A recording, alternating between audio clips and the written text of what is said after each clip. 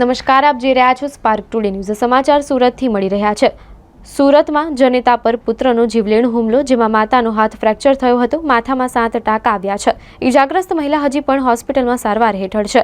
મહિલાના શરીર પર અનેક ઈજાના નિશાન જોવા મળ્યા હતા. પુત્ર અને જેઠના પુત્રને પોલીસે જામીન આપી દીધા છે. જમીનના વેચાણ મામલે હુમલો કરાયો હોવાનું અનુમાન લગાવવામાં આવી રહ્યું છે. મહિલા હોસ્પિટલમાં હોવા છતાં પોલીસ સ્ટેશનથી જામીન આપ્યા હતા. મહિલાની મદદે એનજીઓ સામે આવ્યું છે, જ્યારે સમગ્ર ઘટના સીસીટીવીમાં પણ કેદ થઈ હતી. મારું નામ સીમા મહેતા છે. આંતરરાષ્ટ્રીય માનવ અધિકારમાં ઓલ ગુજરાત મહિલા પ્રેસિડેન્ટ છું. હેમાલીબેન છે તે જ્યારે એમના પર હુમલો થયો એ પછી એમના બ્રધર મારી પાસે આવેલા હતા અને મને બધી હકીકત જણાવી હતી. મેં સીસીટીવી ફૂટેજ જોઈ અને એ પછી રૂબરૂ હોસ્પિટલની મુલાકાત લીધી અને પછી મને ખ્યાલ આવ્યો કે એની બેન સત્ય બોલે છે અને એમની સાથે બહુ જ ખોટું થયું છે.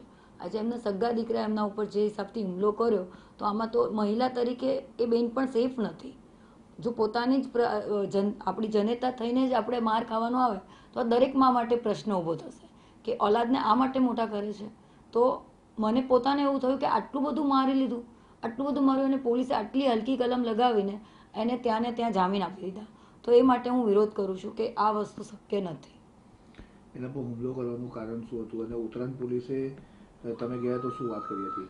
ઉત્તરાયણ પોલીસ સ્ટેશને હું ગઈ હતી તો ઉત્તરાયણ પોલીસે મને એ જ વાત કરી કે બેન એમના જામીન તો થઈ ગયા છે, એટલે હવે અમે કશું કરી શકશું નહીં. બટ આનું મુખ્ય કારણ એ હતું કે એમની કંઈ પ્રોપર્ટીના અંદર ઝઘડા ચાલી રહ્યા છે, જેના હિસાબે આ વસ્તુ બનેલી છે.